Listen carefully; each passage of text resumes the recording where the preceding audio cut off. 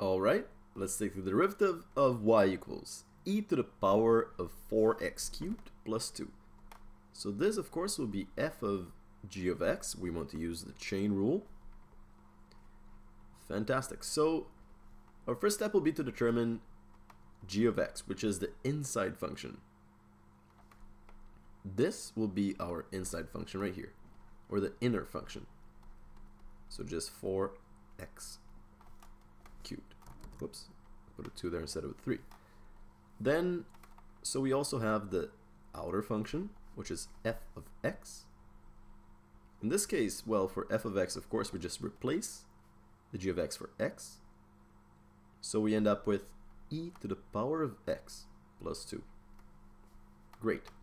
And the chain rule gives us y prime of f of g of x as f prime of g of x times g prime of x. Great. Now, let's look for f prime of g of x first.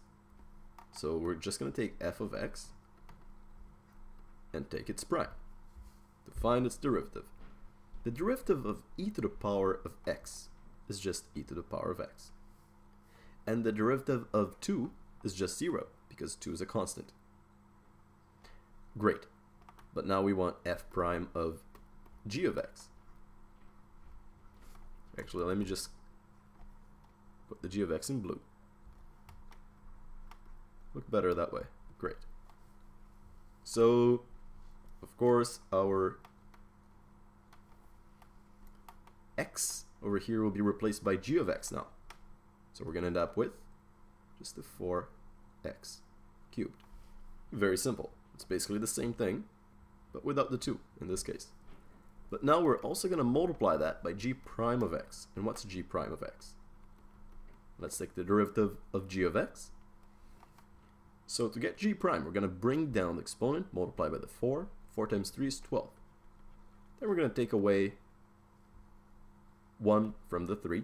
3 minus 1 is 2. So we end up with 12x squared.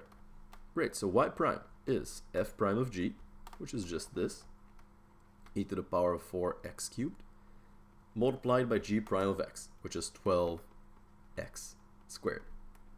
Now I can just rewrite this. I can put the 12x squared in front.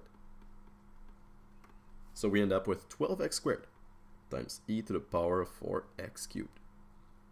And that's it.